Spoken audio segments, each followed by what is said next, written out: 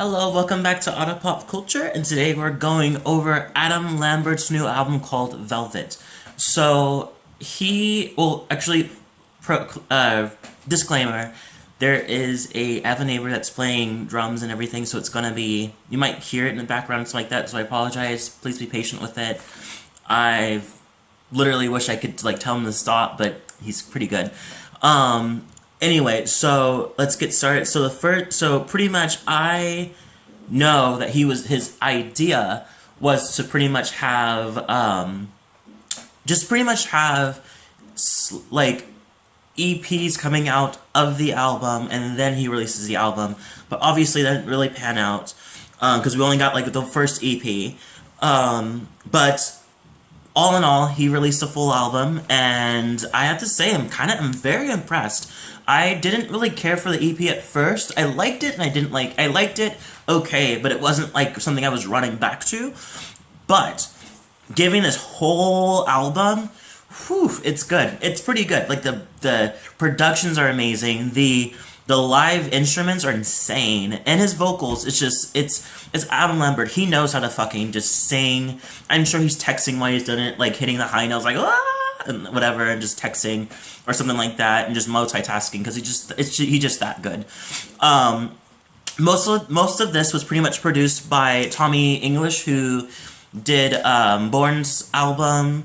I think both of his album, but so you get that kind of like live instrument kind of direction, which is I think you just hear throughout the whole thing. And I also feel like, thanks to the fact that he's been part of Queen, I felt like he gathered some stuff from there too, because I felt like there's a lot of guitar solos, which is you don't really see a lot, especially in pop.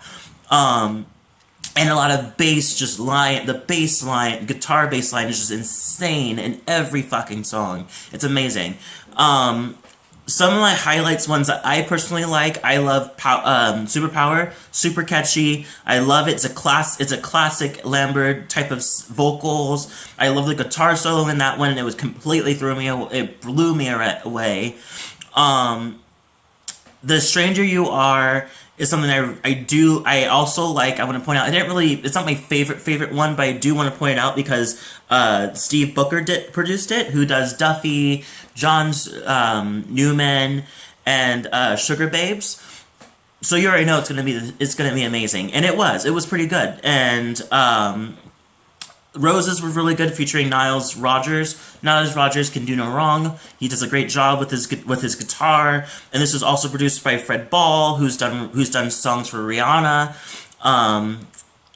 Ariana Grande, and Harlow recently.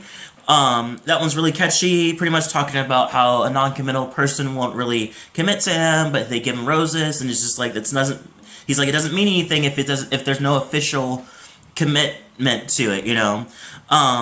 And then another one I really like is Closer to You, which is a nice little ballad, and it's so nice. It's very 70s pop ballad, actually, and it's very soulful. If you thought that he didn't have any vocals or you thought he was pitchy, listen to this fucking song. It's so good.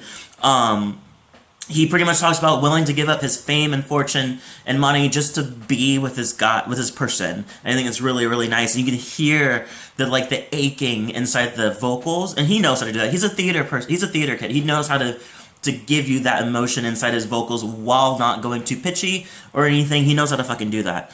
I also loved Comin In Hot, even though that was the first song. When I first heard the song, I didn't really care about it because I was like, it's kind of just repetitive. But I guess I must have not heard the full song because I think I only heard like a snippet of it because he was giving it as a sample. But the full song is amazing. It's really good. I love the one lyric that says, I want my love to feed your vanity. It's very funky. The bass guitar goes on for days, and it's really, really nice. On the Moon is a really, really good song. I love that he collabs with Sam Sparrow again, but more in the right direction. And I hope I'm doing this right. Zayla or Shayla is part of it too. It does a great job, and I do love the song. It's so sexy and it's slow, and it's just, the whole thing is very sexy, very sensual. And then the high vocals at the very end, like he usually does, and it like not usually does. It seems like he does it for purpose pieces. I feel like in the For Your Entertainment, it was like all over the place. It was like yell, yell, yell, yell, like belts, belts, belts, belts, belts. But then he goes to Trespassing, where he kind of mixes it in, and that's where he starts to get a little more funky. And then it goes into, and then he kind of has a break from it because he goes into, what was it? Chasing the natural high, chasing the natural high. I can't remember the fucking song. Anyway, that's the title of the next album after that, which he kind of gets in more popish direction, giving you more of like the kind of like more mainstream, and now he's back into that type of like, now he's giving you more soul. That album actually feels like velvet. It's very soft, sensual, beautiful to touch, very delicate at the same time because of his emotions that he puts into it. But at the same time, it's noticeable. It's in your face about how it is. No apologies. It's just the way it is. And it's a beautiful, beautiful album. Really, really great. I love it. I love the New Eyes, which took me a minute to get in because another one I didn't really care for at first, but now I really like it. And it was produced with Jamie Serrata. He's the one that did songs for Echo Smith. He did songs for the recent album of Ali and AJ, which I really like. I personally really like because I like the new sound.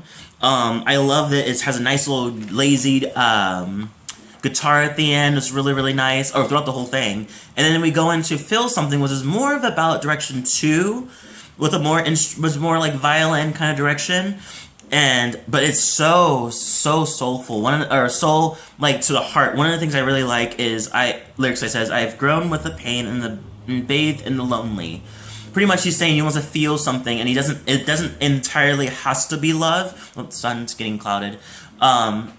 It doesn't have to be love, and that's what he says. I don't need to feel love. I just need to feel something. And I think that's what he's blocked his heart so much that he doesn't really know how to feel in general, you know? So, yeah, I love this album. I love the features in it. I love the people that were in it. It's also Butch Walker, who's done Overglow, who's done songs for Panic! At the Disco and Fall Out Boy. But this is how you grab the people that you want to do your album. This is how you do it, because every single song has its own little thing, and it just it goes so well. Everything just lines up perfectly. I really do like this album. I'm so glad I did, because there's pieces of it where I was like, I don't know if I'll like it, but I actually do like it. I really do like it. I give it a I think give it an 8 out of 10. 8 out of 10. I really it's a clean, crisp album. It goes through the whole thing very nicely. There's some skippable songs, but I think that you cannot deny how skillful this whole album is, and the instruments, the sound, the production's insane. Anyway, that's pretty much it. I really like this album. Leave a comment below. Tell me what you thought. If you liked it, if you didn't like it, tell me why. Tell me why you liked it too. And I hope everybody has a great week, and I'll see you guys in the next video.